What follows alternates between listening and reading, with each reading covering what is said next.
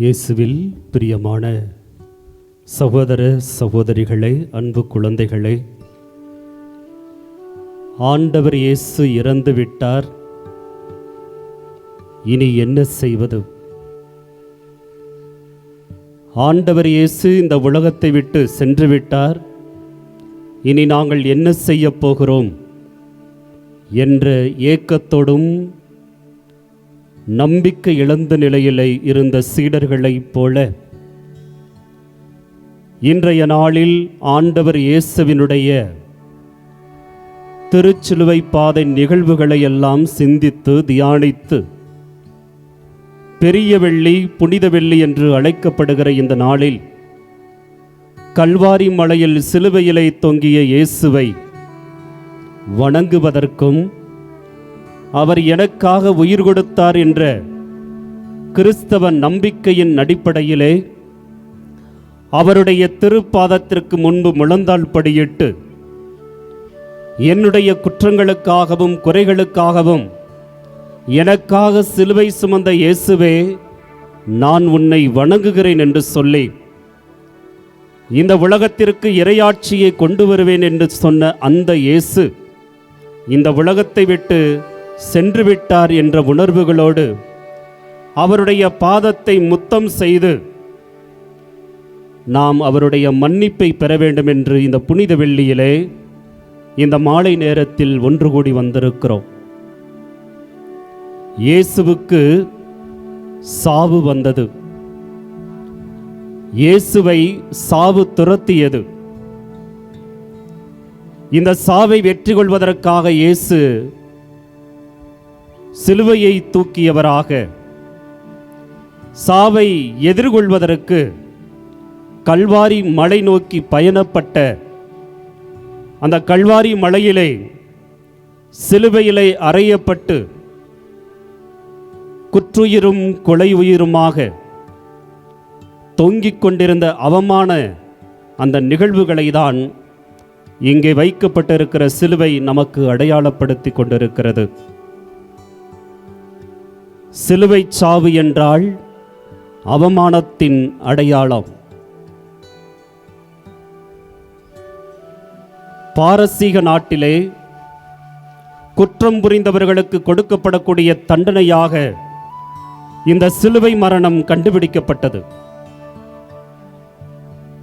அந்த Alexander the great என்று சொல்லக்கூடிய அலெக்சாண்டர் அந்த அரசன் தான் இந்த சிலுவையிலே குற்றம் செய்கின்றவர்களுக்கு தண்டனை கொடுத்து அவர்களுடைய உயிரை பறிப்பதற்காக கொடுக்கப்பட்டது இந்த சிலுவை மரச்சாவு.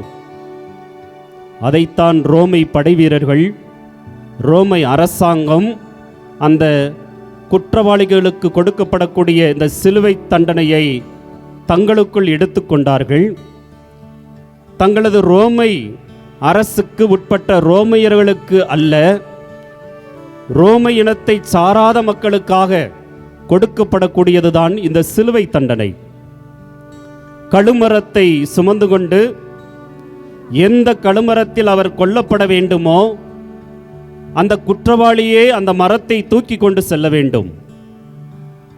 இதுதான் ரோமை அரசாங்கம் கொடுத்த தண்டனை. அப்படிப்பட்ட தண்டனைக்கு உட்படுத்தப்பட்டவர்தான் நாம் இன்று முழந்தாள் படியிட்டு யாருடைய கால்களை பற்றி பிடித்து கொள்ள வேண்டும் என்று வந்திருக்கிறோமோ அந்த இயேசுவினுடைய மரணம்.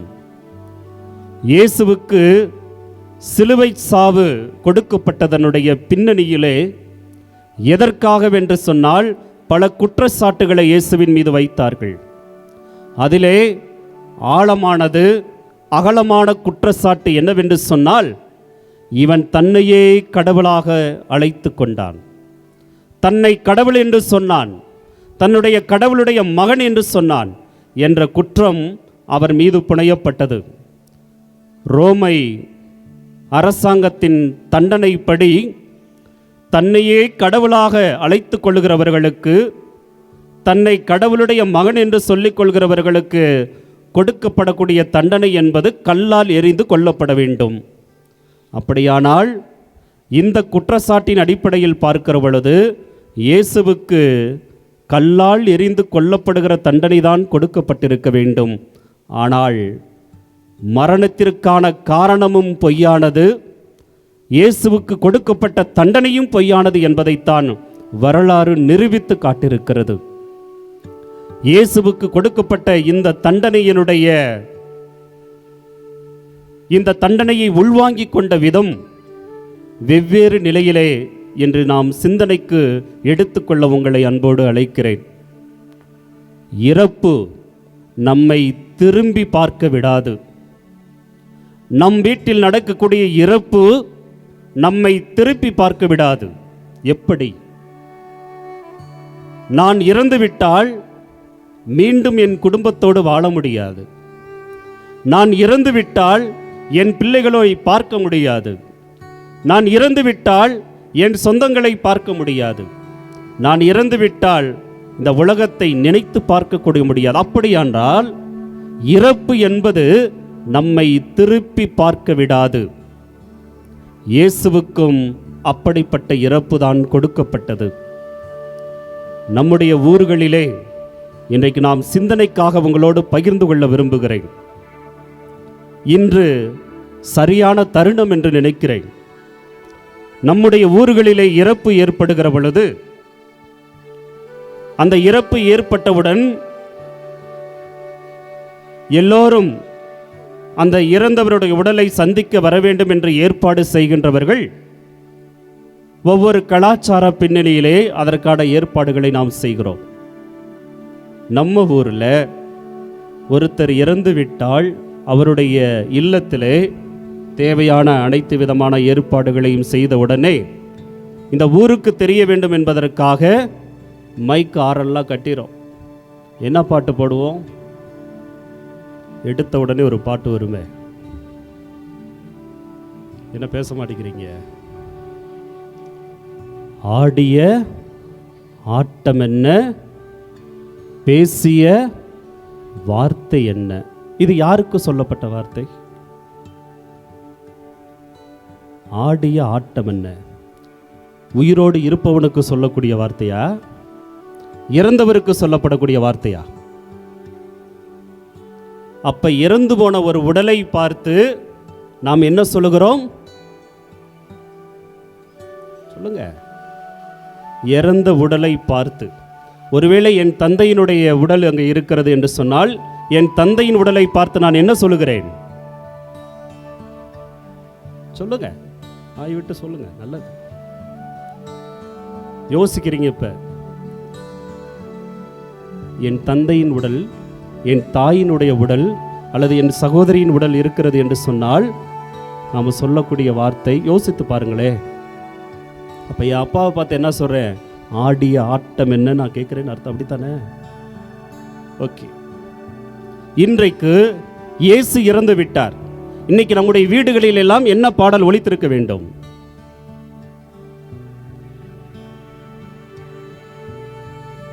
என்ன எல்லாம் ஆஃப்ல இருக்கீங்க? அதுதான் நடந்திருக்கணும். யார் வீட்லையாவது அப்படி ஒரு பாட்டு போட்டீங்களா? இன்றைக்கு இயேசு இறந்த நாளை நினைவு கூறுகிறோம். யாருடைய வீட்லையாவது ஆடிய ஆட்டம் என்ன அப்படின்னு ஒரு பாட்டை போட்டீங்களா? ஏன் போடல?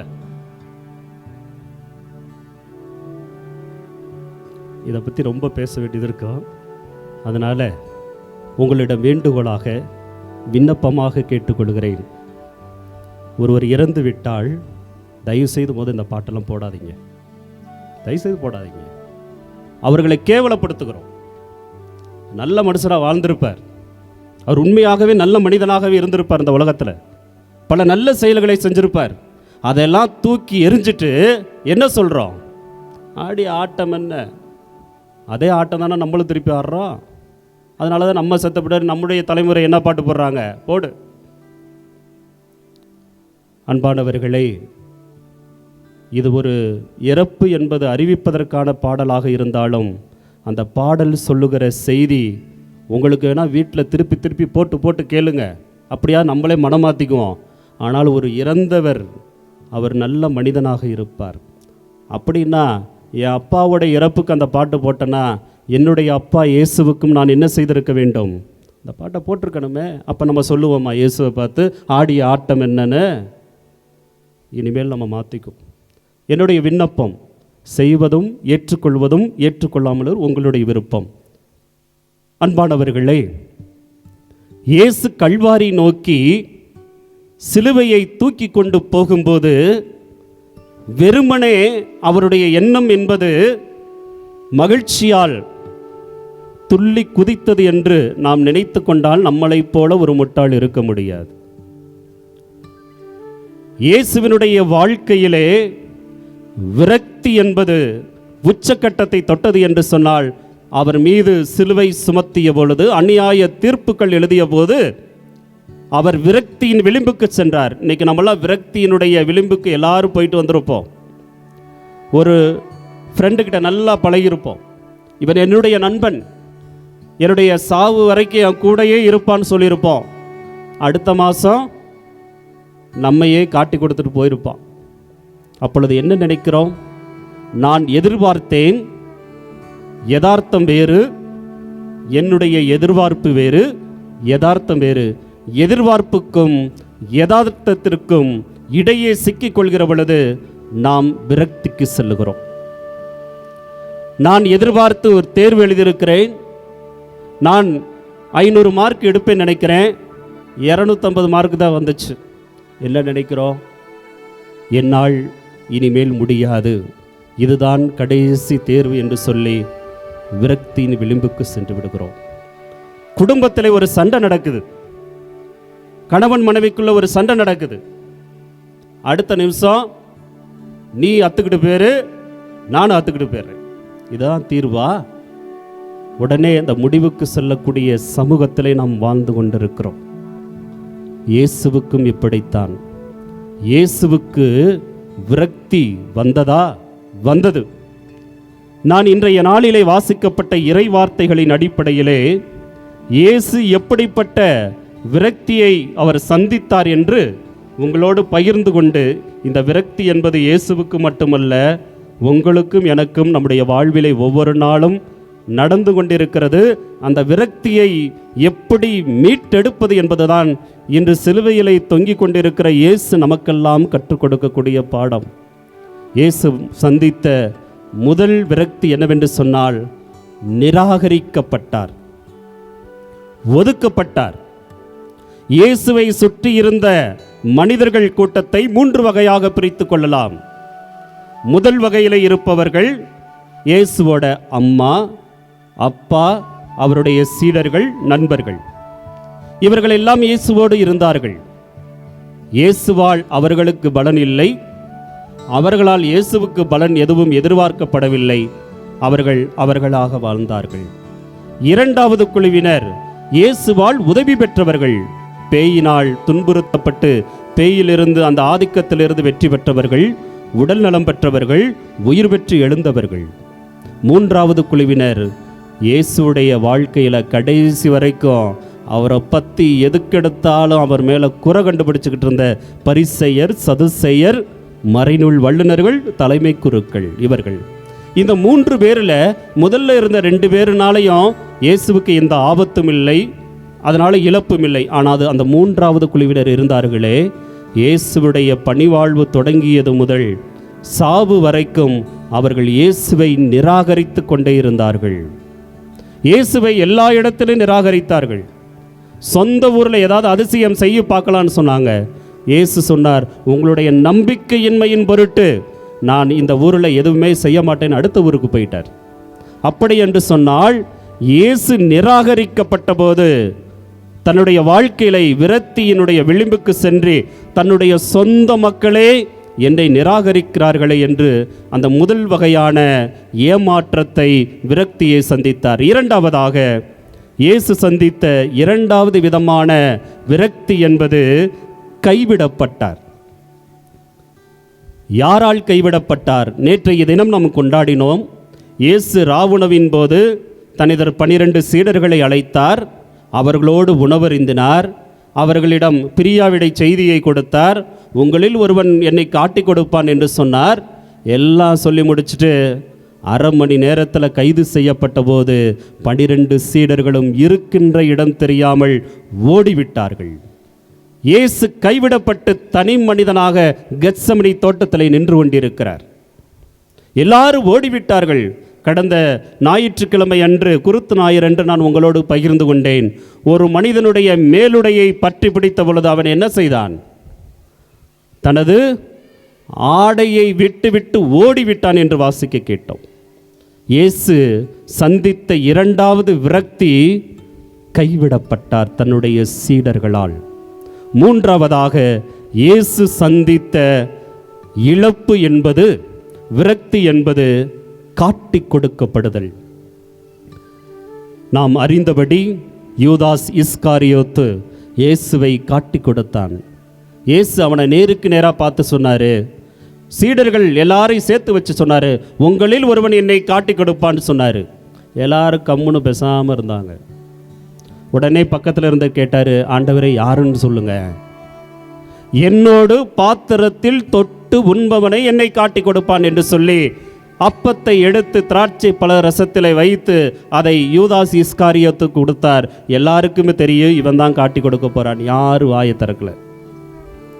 அடுத்ததாக இயேசு சொன்னார், யூதாஸை பார்த்து, நீ செய்ய வேண்டியதை விரைவாய் செய் என்று சொன்னார். அப்பொழுதும் யாரும் பேசவில்லை. அன்பானவர்களை, இதையெல்லாம் கடந்து இயேசுவினுடைய கிண்ணத்திலே முத்தம் கொடுத்து திராட்சை ரசத்தை பருகிய யூதாஸ் கெத்சமனி தோட்டத்திலே இயேசுவை கட்டி அணைத்து கன்னத்திலே முத்தமிட்டு காட்டி கொடுத்தார். இயேசு, நண்பா, எதற்காக வந்தாய் என்று கேட்டார்.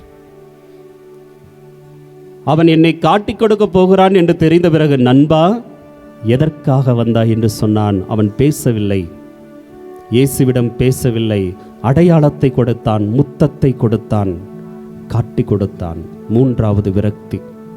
நான்காவதாக இயேசு சந்தித்த விரக்தி என்பது, தன்னுடைய அன்பு சீடர் பேதுருவால் மறுதலிக்கப்பட்டார்.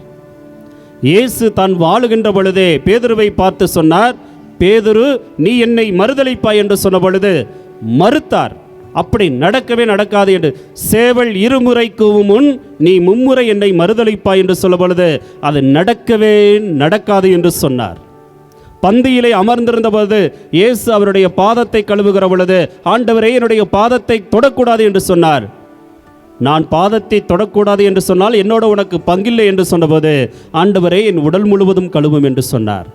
இப்படியெல்லாம் இயேசுவோடைய அன்பை கொண்டாடியவர் இப்பொழுது இயேசுவோடு நீயும் இருந்தவன் தானே என்று சொன்னபோது, அவர் யார் என்றே எனக்கு தெரியாது என்று சொன்னார் பேதுரு. இப்போ இயேசு பார்த்திருப்பார், என்னை யாருன்னே, இவர் யாருன்னே எனக்கு தெரியாது, நீ என்னை மறுதலிப்பாய் என்று சொன்னார், என் உடல் முழுவதும் கழுவும் என்று சொன்னார். ஆனால் இப்பொழுது இவர் யார் என்று எனக்கு தெரியாது என்று சொன்னார். இயேசுடைய உள்ளத்தில் ஏற்பட்ட வலி, மறுதலிப்பு. ஐந்தாவதாக இயேசு சந்தித்த விரக்தி என்பது அவமானம். அவமானம் என்று சொன்னால் ஒன்றுமில்லாமல் மாற்றுவது. இயேசுவுக்கு கிடைத்த அவமானம் என்ன? இயேசுவின் மீது சுமத்தப்பட்ட குற்றச்சாட்டு ஒருபுறம், இரண்டாவதான இயேசுவுக்கு கொடுத்த அவமானம் என்பது நிர்வாணம். அன்பானவர்களே, இந்த சிலுவை சாவு சாதாரண சாவு அல்ல. இயேசுவுக்கு அந்த மனிதன் என்கிற நிலையை அவமானப்படுத்தினார்கள். இரண்டு நிலையிலே, ஒன்று அவதூறு குற்றச்சாட்டு வைத்தார்கள், இரண்டாவது நிர்வாணப்படுத்தி மனிதன் என்ற நிலையை தாழ்த்தி நிர்வாணமாக தான் கல்வாரி மலையிலே அவர் தொங்கவிடப்பட்டார். அன்பானவர்களே, இந்த அவமானப்படுத்துதல் என்பது நாமெல்லாம் யோசித்து கூட பார்க்க முடியாது. கழுதை மீது அமர்ந்து எல்லாரும் தாவீதின் மகனுக்கு ஓசனா என்று சொன்னவர்கள் மத்தியில் தங்களது மேலாடைகளை எல்லாம் களைத்து வீதியிலே பரப்பி இயேசுவை ராஜா என்று அழைத்து கொண்டு போனார்கள். இப்பொழுது அவருக்கு ஆடை இல்லை, தன்னிடம் இருந்த ஆடையை பறித்து விட்டார்கள். எல்லாவற்றையும் இழந்த மனிதனாக, இறைமகனாக இயேசு இப்போது நிர்கதியாக அவர் இருக்கிறார். அவர் சந்தித்த மிகப்பெரிய நிராகரிப்பாக, ஏமாற்றமாக இருந்தது. ஆறாவதாக இயேசுவுக்கு கிடைத்த சிலுவை தண்டனை. அன்பானவர்களே, இந்த சிலுவை தண்டனை எப்படி இருக்கும் என்று சொன்னால் வெவ்வேறு வகையிலே இருக்கும். கழுமரத்திலே கையை சுற்றி கயிறை கட்டிவிடுவது. இந்த மணிக்கட்டை சுற்றி கயிறை கட்டி வச்சுருவாங்க, அது ஒரு வகையான தண்டனை. இரண்டாவதாக ஆணி அடிப்பது. இந்த ஆணி எங்கே அடிப்பது என்று சொன்னால் உள்ளங்கையில் ஆணி அடிப்பது. இன்னொரு வகை என்ன என்று சொன்னால் இந்த நாடி பிடித்து பார்க்கக்கூடிய இந்த இடத்திலே ஆணி அடிப்பது. இயேசுவுக்கு இப்படித்தான் ஒரு தண்டனை கொடுக்கப்பட்டது. இப்படிப்பட்ட தண்டனைகள் வெவ்வேறு விதமாக, சிலுவை சாவே வெவ்வேறு விதத்தில் இருந்தாலும் இயேசு இப்பொழுது கழுமரத்திலே தொங்கிக் கொண்டிருக்கிறார். ஆணிகள் அடிக்கப்பட்டிருக்கிறது. சாதாரணமாக சாகக்கூடாது என்பதற்காக கைகளிலும் கால்களிலும் ஆணி அடித்து தொங்க விட்டு விடுவார்கள் மரத்தில். அப்போ கொஞ்சம் கொஞ்சமாக பிளட் ரிலீஸ் ஆகிட்டே இருக்கும், மூச்சு வாங்க முடியாது. அப்போ முழு உடலும் கீழே தொங்கி கொண்டிருக்கும். அப்பொழுது கழுகுகள், பருந்துகள் இந்த இறந்து போகக்கூடிய மனிதர்களை கொத்தி தின்பதற்காக வட்டமடித்து கொண்டிருக்கும். இரண்டு புறமும் கைகள் கட்டப்பட்டிருக்கிறது, கால் கட்டப்பட்டிருக்கிறது. இப்பொழுது பருந்து பறந்து வந்து சாக போகக்கூடிய அந்த மனிதர்களை கொத்துகிறது. அந்த கழுகை அவர்களால் ஓட்ட முடியாது. உயிரோடு கண்களிலே கொத்துகிற பொழுது எப்படி இருக்கும் ஒரு கற்பனையாக நினைத்து பார்த்தால் அப்படிப்பட்டது சிலுவை சாவு. ஏனென்று சொன்னால் அன்றைய தினத்திலே ஏற்கனவே 2 கள்வர்களுக்கு கொடுக்கப்பட்ட தண்டனை என்பது சிலுவை சாவு. அவர்களும் கூடவே போகிறார்கள். 3 பேரும் மொத்தமாக கொண்டு அங்கே சிலுவை சாவு அவர்களுக்கு கொடுக்கப்படுகிறது. அன்பான சகோதர சகோதரிகளை, இயேசு சந்தித்த இந்த ஏமாற்றம், இந்த வருத்தம் இயேசுவுக்கு மட்டுமல்ல, இன்று நம் குடும்பத்திலும் ஒவ்வொரு நாளும் நடந்து கொண்டிருக்கிறது. நிராகரிப்பு. நம்ம வீட்டில் இருக்கிறவங்களை பல நேரங்களில் நம்மளை நிராகரிக்கிறார்கள். அறிவில்லை, உனக்கு படிக்க முடியல, உன்னையால் அன்னை மாதிரி நீ படிக்க முடியல, அவளை மாதிரி நீ செய்ய முடியல. நம்முடைய சொந்த வீட்டில் நாம் நிராகரிக்கப்படுகிறோம், கைவிடப்படுகிறோம். யாரை கைவிடுகிறோம்? என் தந்தை எனக்கு சம்பாதித்து கொடுத்தார், இப்பொழுது ரிட்டையர்ட் ஆகிட்டார், ஒன்றால் ஒரு வேலையில் போய் ஓரத்தில் உட்காரு. எங்கள் அம்மா சம்பாரித்து கொடுத்தாங்க, முடிஞ்சு போச்சு, ஓவர், போய் ஓரத்தில் உட்காரு. அவர்களை கைவிடப்பட்ட நிலைக்கு நாம் தள்ளுகிறோம். ஒரு நாள் நாமும் அப்படித்தான் கைவிடப்படுகிறோம். காட்டி கொடுக்கிறோம். நாம் பங்காளிகள் என்று சொந்தம் கொண்டாடுகிறோம். பங்காளிகள்னால் நம்ம எல்லாருக்கும் தெரியும், ஒரே இரத்த உறவில் இருக்கக்கூடியவர்கள் பங்காளிகள். இன்றைக்கி எத்தனை பங்காளிகள்லாம் சேர்ந்துருக்காங்க. இன்றைக்கி ஒரு பங்காளி பாதிக்கப்படுகிறான்னா யாரால் பாதிக்கப்படுவார்னா அவருடைய இரத்தத்தை சார்ந்த இன்னொருத்தன் தான் காட்டி கொடுத்துருப்பான். இதை நம்ம வீட்டிலையும் நம்ம சொந்தங்கள் மத்தியிலும் நடந்து கொண்டிருக்கிறது. காட்டி கொடுக்கக்கூடிய ஒரு நிலை. இன்றைக்கி எப்படியெல்லாம் காட்டி கொடுக்குறோம்? இன்றைக்கி வாட்ஸ்அப் வழியாக காட்டி கொடுக்குறோம், ஃபேஸ்புக் வழியாக காட்டி கொடுக்குறோம். இதெல்லாம் நடக்குது. இன்றைக்கி அட்வான்ஸ்ட் டெக்னாலஜி வழியாக காட்டி கொடுக்கக்கூடிய நிலையெல்லாம் நடக்கிறது. மறுதளிக்கிறோம். நம் குடும்பத்தில் மறுதளிப்பெல்லாம் சொல்ல வேண்டிய விளக்கம் தேவையில்லை. மறுதளிக்கப்படுகிறோம். நம் குடும்பத்திலே அவமானப்படுத்தப்படுகிறோம். இதெல்லாம் நாம் சந்திச்சுக்கிட்டு இருக்கிறது ஏதோ இயேசுவுக்கு நடந்த ஒன்று அல்ல. அவருக்கு நடந்த விரக்தி இன்றைக்கி ஒவ்வொரு நாளும் நம்ம வீட்டுக்குள்ளே எல்லாம் நடந்துக்கிட்டு இருக்குது. அதனால தான் சூசைட் இன்றைக்கி நம்ம ஊரில் இந்த மணப்பாறை மறைவட்டத்தில் இருக்கிற எல்லா பங்குலையும் கணக்கெடுத்து பார்த்தா அதிகமாக எல்லா பங்குலையும் நடக்குது. இந்த தன்னையே சூசைட், தற்கொலை செய்து கொள்ளக்கூடிய எண்ணங்கள் நிறைய நம்ம ஊரில் இருக்குது. இதற்கு காரணம் ஏன்? அவமானம். ஏதாவது ஒரு தோல்வியை சந்தித்தால் அவர்களை குற்றுயிரும் குலையுயிரமாக்குற மாதிரி அவமானப்படுத்தி பேசுறது, உலகமே அழிஞ்சு போடுறது மாதிரி பேசுறது. அப்புறம் என்ன முடிவுக்கு போவாங்க? இனிமேல் என்ன அவமானத்தோடு வாழணுமா? அதுதான் தங்கள் உயிரை மாய்த்து கொள்ளுகிறார்கள். சிலுவையிலை அறைதல். இயேசுவை போல சிலுவையில் அறையாமல் இருக்கலாம், ஆனால் ஒவ்வொரு நாளும் வாய்ச்சொல்லால் சிலுவையிலே அறைந்து கொண்டே இருக்கிறோம். அன்பான சகோதர சகோதரிகளே, இயேசு சாவை வெற்றி கொண்டார். அவருடைய நம்பிக்கையாளர்கள் நாம் சாவை வெற்றி கொள்வதற்காக இங்கே வந்திருக்கிறோம். இன்றைக்கு அவருடைய முத்தி செய்யும் சடங்கிலே அவருடைய பாதத்திலே முத்தம் செய்து, ஆண்டவரே என்னுடைய குற்றங்களை கழுவிவிடும், என் பாவங்களை போக்கிவிடும் என்று சொல்லுகிற பொழுது கடவுள் இன்று நம்மை மன்னிக்கிறார். இந்த பெரிய வெள்ளிக்கிழமை அன்னைக்கு தான் இதுவரைக்கும் கோயிலுக்கே வராதவங்க கூட கோயிலுக்கு வருவாங்க. உண்மையிலே ஆண்டவர் இன்றைக்காவது அவங்க மனசெல்லாம் தொற்றுக்கார். உண்மையிலே நான்லாம் பெருமைப்படுறேன். இங்கே மட்டும் இல்லை, நான் பார்த்த எல்லா பங்குலையும் அப்படித்தான். அப்போ உலகம் பூரா அப்படித்தான் இருக்குன்னு நினைக்கிறேன். குறைந்தபட்சம் வெள்ளிக்கிழமை இந்த புனித வெள்ளி அன்னைக்காவது இயேசுவோட சாவுக்கு அஞ்சலி செலுத்துவோம் என்று வருகிறார்களே, பரவாயில்ல, பாராட்டுகிறேன் உங்களை எல்லாம். இன்று நாம் இயேசுவுக்கு அஞ்சலி செலுத்துவதோடு அல்ல, அந்த இயேசுவோடு நடப்போம். இயேசு இழப்புகளை எதிர்கொண்டார், சாவை வெற்றி கொண்டார். இறுதி வரை அவருக்கு இருந்தது ஒன்றே ஒன்றுதான், தந்தை கடவுள் என்னை உயிர்த்தெழச் செய்வார். அந்த நம்பிக்கை வீண் போகவில்லை, உயிர்த்தெழுந்தார், தந்தையின் வலப்பக்கம் வீற்றிருக்கிறார். அவருடைய பிள்ளைகளாகிய நாம் அவர் மீது நம்பிக்கை வைத்து அவருடைய பாதங்களை தொட்டு வணங்கி நம் குடும்பங்களிலே விரக்தியின் விளிம்புக்கு யாரும் செல்லாமல் நாம் பார்த்து கொண்டால்தான் இந்த புனித வெள்ளி நமக்கு உண்மையான புனித வெள்ளியாக இருக்க முடியும். நம்ம வீட்டில் நம்ம சொந்தக்காரவங்களை அவருடைய விரக்தியின் விளிம்புக்கு செல்லாமல் வச்சுருந்தோம்னு வச்சுக்கோங்களேன், அதை விட புனித வெள்ளி இந்த உலகத்தில் வேறு எதுவுமே இருக்க முடியாது. நம்ம அம்மா அப்பாவையும் கூட பிறந்தவங்களையும் நம்ம நண்பர்களையும் நம்ம சொந்தக்காரவங்களையும் விரக்தியில் இருந்தார்கள் என்று சொன்னால் ஆறுதல் சொல்வோம். நாம் இருந்தால் மற்றவர்களிடமிருந்து ஆறுதலை பெறுவோம்.